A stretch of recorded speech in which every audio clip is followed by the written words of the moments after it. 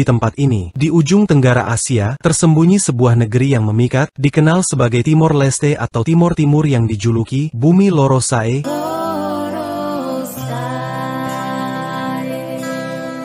Di tempat ini, pemandangan yang memesona melukis panorama alam yang mengagumkan, dari pantai-pantai berpasir putih yang membentang di tepi laut hingga bukit-bukit hijau yang menjulang tinggi. Salah satu tempat yang paling memukau adalah Pantai Area Branca, di mana laut berwarna biru jernih bertemu dengan langit yang cerah, menciptakan suasana tenteram yang sulit dilupakan.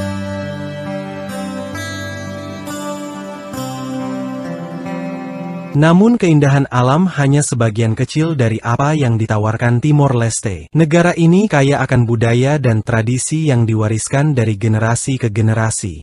Di setiap sudut desa terlihat seni tenun ikat yang memukau, hasil kerja tangan penuh cinta dan keterampilan. Tarian tradisional yang ceria, penuh ritual dan makna, mengisahkan perjalanan sejarah dan identitas penduduknya. Timor Leste juga memiliki kisah perjuangan yang mendalam, di mana semangat kemerdekaan melekat kuat dalam jiwa rakyatnya. Setelah melalui perjuangan panjang dan konflik yang menyakitkan, negeri ini akhirnya meraih kemerdekaan dari Indonesia pada tahun 2002. Setiap sudut tanahnya bercerita tentang perjuangan dan harapan, menjadikan setiap langkah di atasnya penuh makna. Keberadaan manusia di Pulau Timor sudah ada sejak sekitar 40.000 tahun yang lalu. Sepanjang sejarah, pulau ini mengalami berbagai gelombang migrasi. Bangsa Melanesia tiba di pulau ini sekitar 5.000 tahun lalu, diikuti oleh Proto-Meles yang berasal dari Cina Selatan dan Indochina Utara sekitar 500 tahun kemudian. Perpaduan berbagai kelompok ini menciptakan keragaman bahasa dan budaya yang besar di Pulau Timor, dengan lebih dari 32 bahasa dan dialek yang berbeda di bagian timur.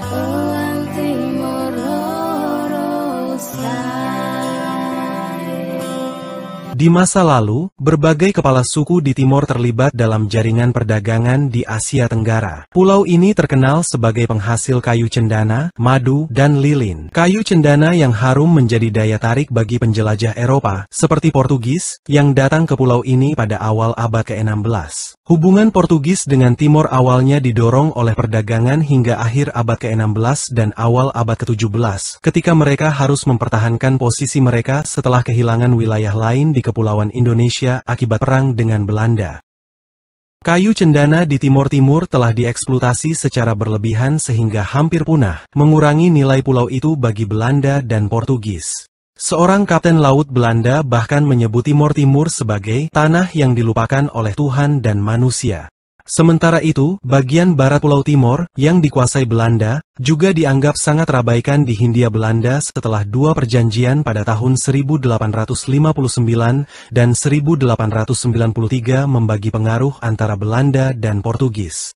Pada tahun 1914, perbatasan antara Belanda dan Portugis di Timor akhirnya ditetapkan. Setelah Portugal mengalami perubahan pemerintahan pasca revolusi bunga anyelir pada tahun 1974, pemerintah baru mulai menarik diri dari koloni-koloninya.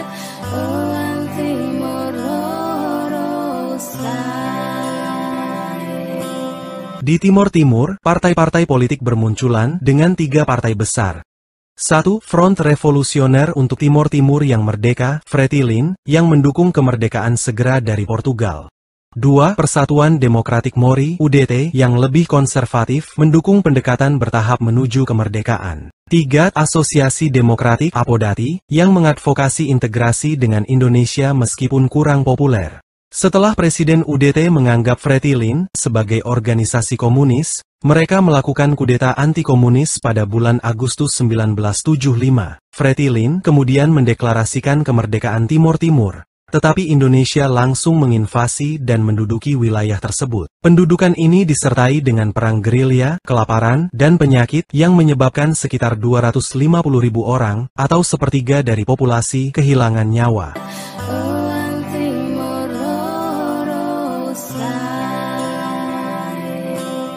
Selama pendudukan Indonesia, identitas nasional Timor Timur semakin kuat. Penduduknya, yang sebelumnya terkait dengan kekuasaan kolonial Portugis, mulai mengadopsi gereja Katolik sebagai simbol perlawanan terhadap pendudukan Indonesia dan sebagai bagian penting dari identitas mereka. Dalam 10 tahun terakhir, persentase umat Katolik di Timor Timur meningkat dari 20% menjadi 95%, dan kini mendekati 98%, menjadikannya negara dengan jumlah umat Katolik terbanyak kedua di dunia setelah Vatikan.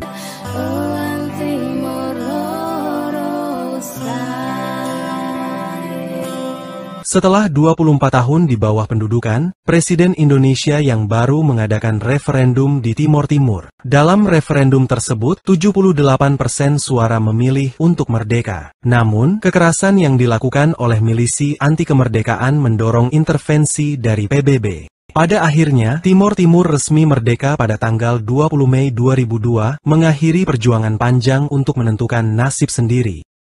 Selama sejarahnya, Timor Timur mengalami banyak kesulitan. Meskipun ada pendudukan asing dan penindasan terhadap identitas mereka, semangat juang rakyat Timor Timur untuk mempertahankan jati diri mereka sangat mengesankan. Pendudukan brutal selama puluhan tahun semakin menguatkan keyakinan bahwa Timor Timur berhak menentukan masa depannya sendiri.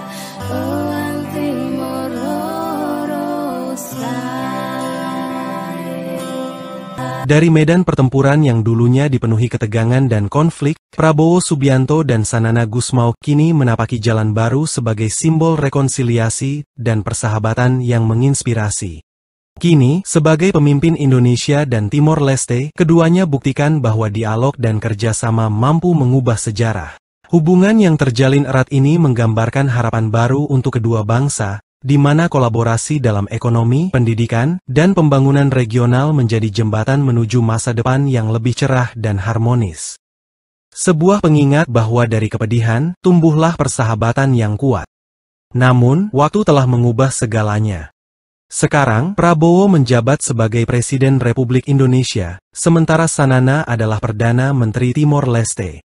Keduanya, yang dulunya saling bertentangan, kini menjalin hubungan baik sebagai pemimpin negara sahabat. Dalam pertemuan resmi, mereka terlihat akrab dan sering bercanda, seolah melupakan konflik di masa lalu.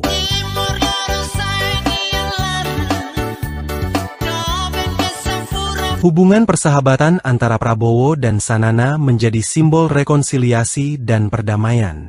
Hal ini menunjukkan bahwa dialog dan kerjasama bisa mengubah musuh menjadi teman. Kini, Indonesia dan Timor Leste berupaya mempererat kerjasama di berbagai bidang seperti ekonomi, pendidikan, dan pembangunan regional. Apa yang dulunya adalah medan pertempuran kini telah berubah menjadi panggung diplomasi yang menjanjikan masa depan lebih baik bagi kedua negara.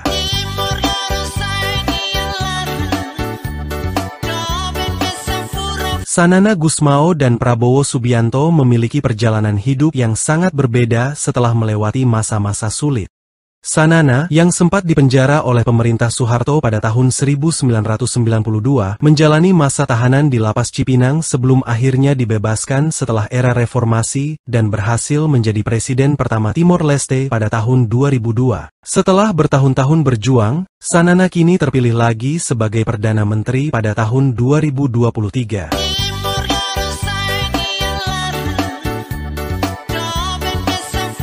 Sementara itu, Prabowo, yang dikenal sebagai Komandan Jenderal Kopassus dan Panglima Kostrad, harus menghadapi tantangan yang lebih berat setelah reformasi, termasuk dicopot dari jabatannya.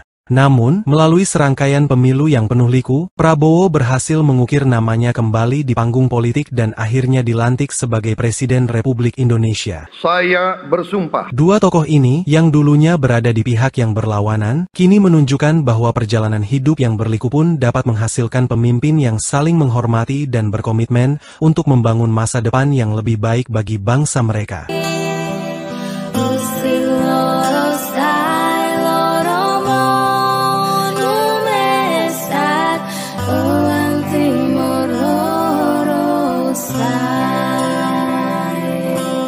Dili, sebagai ibu kota Timor Timur, merupakan kota terbesar dan menyatukan sekitar 20% dari seluruh penduduk negara ini. Dili adalah kota terkaya di Timor Timur dan memiliki kualitas hidup yang lebih baik dibandingkan daerah lain, meskipun masih dalam tahap pemulihan setelah mengalami kerusakan parah akibat konflik sebelumnya.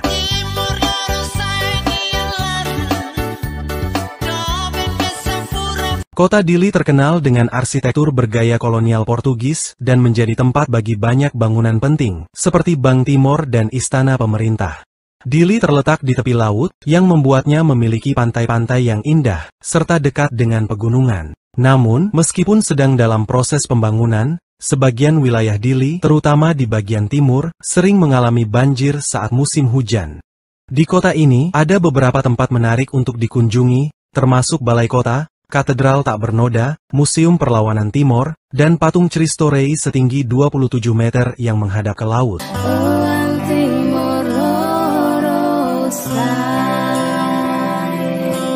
Timor Leste telah mengalami perkembangan yang pesat setelah merdeka dari Indonesia. Khususnya di ibu kota, Dili, banyak bisnis baru bermunculan dan pembangunan berjalan cepat. Salah satu proyek besar yang sedang dikerjakan adalah Marina Square Dili, yang terletak di pusat kota Dili. Proyek ini mencakup lahan seluas 3.200 meter persegi dan terdiri dari 2 menara. Salah satu menara akan memiliki 19 lantai, sementara yang lainnya akan memiliki 23 lantai. Proyek ini dikerjakan oleh perusahaan konstruksi asal Cina, Vico Construction, dengan investasi sebesar 50 juta dolar Amerika. Marina Square Dili dimiliki oleh perusahaan Singapura, Asmar Property Holding Tltd, dan bekerja sama dengan Timor Marina Squareza. Gedung ini diharapkan menjadi ikon baru bagi Dili dan gedung tertinggi pertama di Timor Leste. Peletakan batu pertama proyek ini dilakukan oleh Perdana Menteri Timor Leste, Taur Matan Ruak, pada 17 Mei 2022.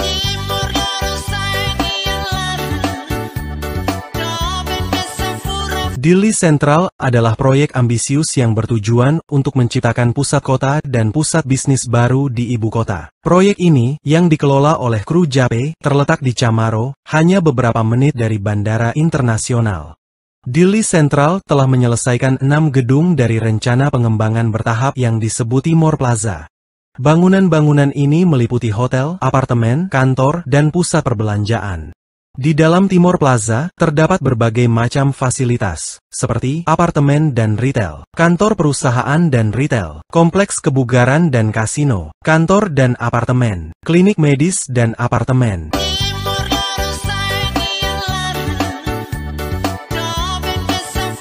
Timor Plaza menjadi pusat kegiatan sosial, budaya, dan komersial di Dili. Di mall ini, pengunjung dapat menemukan berbagai barang lokal dan impor, serta pusat makanan dan restoran cepat saji, termasuk Burger King. Mall ini juga dilengkapi dengan bioskop modern dan kasino berstandar internasional. Beberapa perusahaan besar seperti Timor Leste Face, perusahaan minyak nasional, dan bank operasional juga berada di Dili Central, dan Grup J mengelola Timor Plaza Hotel, yang menawarkan akomodasi dan ruang konferensi untuk pelancong.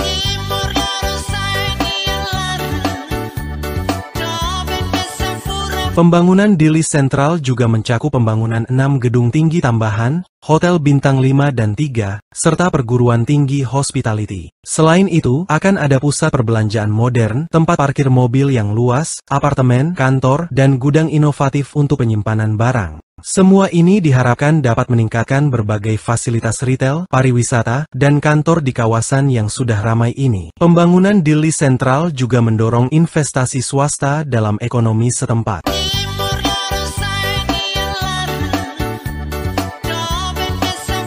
Perairan di sekitar pulau ini juga tidak kalah menawannya. Dengan kehidupan laut yang kaya, Taman Laut Nunkuku menjadi surga bagi para penyelam dan penggemar snorkeling. Terumbu karang yang warna-warni dan berbagai spesies ikan beraneka ragam membuat setiap penyelaman menjadi pengalaman yang tak terlupakan. Di tengah keindahan alam yang menakjubkan, kehangatan hati penduduk lokal adalah hal yang membuat Timor Leste begitu istimewa, di mana keramahan bukan hanya sebuah kebiasaan, tetapi juga sebuah tradisi yang mengikat setiap orang menjadi satu, tak peduli dari mana mereka berasal. Dan ketika pengunjung meninggalkan desa itu, mereka membawa pulang lebih dari sekadar kenangan. Mereka membawa rasa cinta yang tulus dari hati-hati yang penuh keikhlasan. Selain itu, Timor Leste menyimpan banyak situs bersejarah, dari peninggalan pertempuran hingga bangunan kolonial yang seakan mengajak kita untuk kembali ke masa lalu. Setiap bekas jejak sejarah membawa kita pada cerita-cerita yang berharga, menghadirkan kedalaman rasa dan pemahaman akan perjalanan negeri ini. Dengan semua pesona yang dimiliki, Timor Leste bukan hanya sekadar destinasi. Ia adalah sebuah pengalaman yang memukau, memanggil jiwa-jiwa yang haus akan pengetahuan dan keindahan. Di sini, setiap sudutnya menawarkan kesempatan untuk mengagumi alam, memahami budaya, dan menghargai sejarah yang kaya, menjadikan Timor Leste sebagai salah satu permata tersembunyi di bumi yang layak untuk dijelajahi. Timor Leste memiliki berbagai keindahan alam yang menakjubkan, antara lain, 1. Pantai-pantai indah. Pantai Kom, Pantai Area Branca, dan Pantai Kuta merupakan beberapa pantai yang terkenal, dengan pasir putih dan perairan yang jernih, cocok untuk snorkeling dan bersantai. 2. Pegunungan dan bukit. Wilayah pegunungan di Timor Leste, seperti Gunung Ramelau, puncak tertinggi, menawarkan pemandangan yang menakjubkan dan trek hiking yang menarik. 3. Alam bawah laut. Dikenal di kalangan penyelam, perairan di sekitar Timor Leste kaya akan keanekaragaman hayati, termasuk terumbu karang yang indah dan ikan tropis. 4. Taman Nasional Nino Konis Santana. Taman nasional ini memiliki keanekaragaman flora dan fauna, serta pemandangan hutan tropis dan pantai yang menawan. 5. Air terjun. Air terjun seperti air terjun Loren dan air terjun Dua Saudara menawarkan keindahan alam yang spektakuler dan kesempatan untuk bersantai di alam. 6. Kota dan desa tradisional. Beberapa tempat seperti Maubisse dan Ainaro memiliki pemandangan alam yang indah dan peninggalan budaya yang menarik untuk dieksplorasi. Keindahan alam Timor Leste menjadikannya tempat yang menarik untuk wisatawan yang mencari pengalaman alam yang autentik.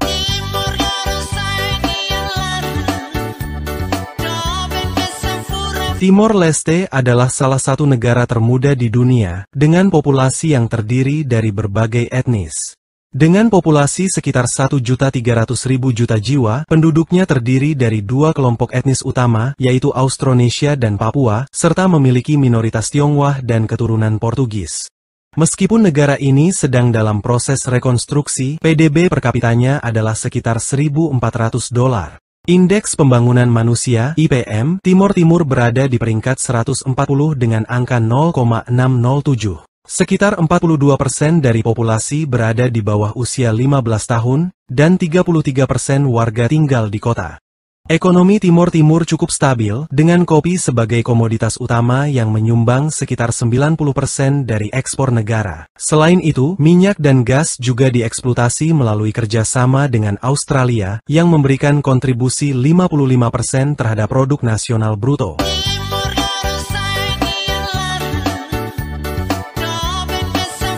Timor Timur dikenal dengan lahan pertaniannya, yang sebelumnya dieksploitasi oleh Belanda dan Portugis. Dua sungai utama, Leus dan Laklo, memiliki keunikan karena mengalir ke arah utara dan selatan sekaligus, meskipun sering mengalami kekeringan akibat iklim yang terdiri dari musim kemarau dan musim hujan.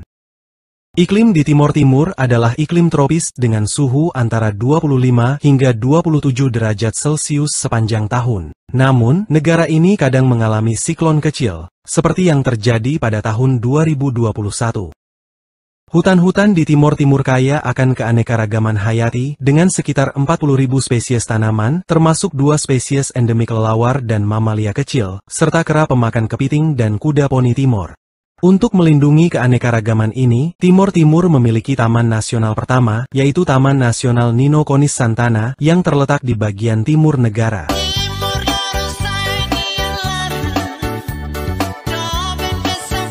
Di Timor Timur, terdapat banyak kota besar seperti Dili, serta sejumlah kota kecil lainnya, yang menunjukkan keragaman dan populasi di negara ini. Berikut adalah 5 kota terbesar di Timor Timur berdasarkan sensus tahun 2022. 1. Dili, ibu kota negara ini merupakan kota terbesar dengan populasi sekitar 267.000 penduduk. 2. Baucau, kota ini memiliki populasi sekitar 19.000 penduduk dan terletak di Provinsi Baucau. 3. Pante Makassar, terletak di daerah Kantong Oekuse, kota ini memiliki sekitar 15.000 penduduk. 4. Maliana, kota ini berada di Provinsi Bobonaro dengan populasi sekitar 13.000 penduduk. 5. Los Palos, kota terbesar kelima ini berada di Provinsi Lautem dan memiliki populasi sekitar 12.800 penduduk.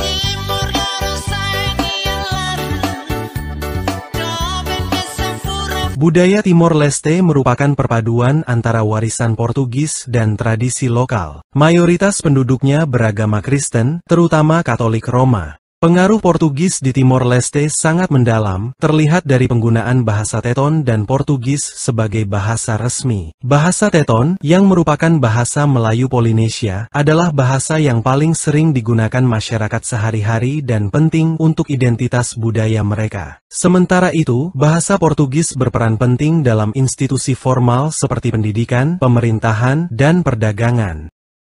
Keberadaan orang Portugis di Timor Leste dimulai pada abad ke-16 ketika mereka mulai menguasai pulau tersebut. Selama sekitar 450 tahun penjajahan, bahasa Portugis diperkenalkan sebagai bahasa administratif dan religi. Bahasa ini juga mempengaruhi kosakata dan tata bahasa Teton.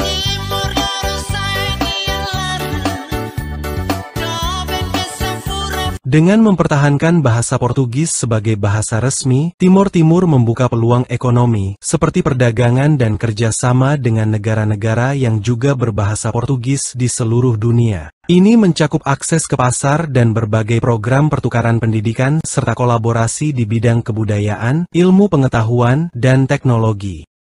Kehadiran orang Portugis di Timor Leste bukan hanya mencerminkan warisan kolonial, tetapi juga menjadi penghubung antara masa lalu dan masa kini, membantu mempromosikan keragaman bahasa dan memperkuat ikatan budaya serta ekonomi dengan komunitas berbahasa Portugis di seluruh dunia. Budaya dan praktik tradisional di Timor Leste mencerminkan warisan dan identitas yang kaya.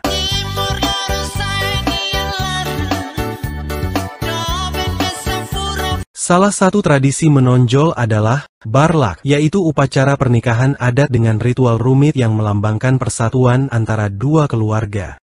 Selain itu, ada juga upacara panen yang disebut salbatar dan saari, yang merayakan hasil tani dan rasa syukur atas berkah yang diterima. Upacara ini melibatkan tarian, nyanyian, dan persembahan kepada leluhur untuk menunjukkan hubungan spiritual dengan alam.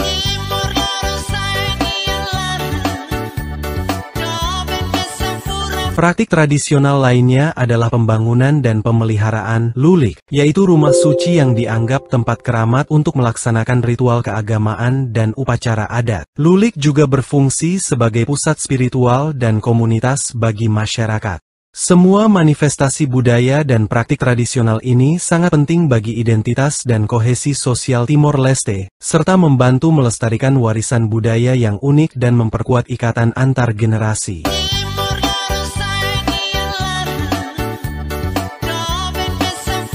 Di Timor Leste, buaya dianggap sebagai hewan suci dan memiliki peran penting dalam kepercayaan serta tradisi setempat. Ada legenda yang mengatakan bahwa pulau ini diciptakan dari tubuh buaya, dan peta Timor Leste bahkan dikatakan berbentuk buaya.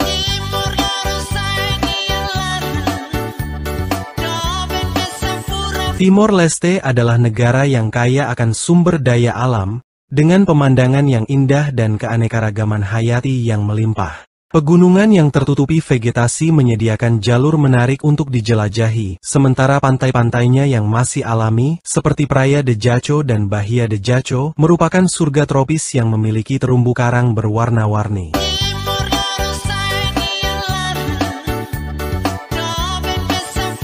Hutan tropis di negara ini juga menjadi rumah bagi berbagai jenis tanaman dan hewan, termasuk burung-burung eksotik dan mamalia. Di bawah air yang jernih, kehidupan laut yang beragam, mulai dari penyu hingga berbagai spesies karang, menjadikan terumbu karang sebagai cagar alam bawah laut yang menakjubkan.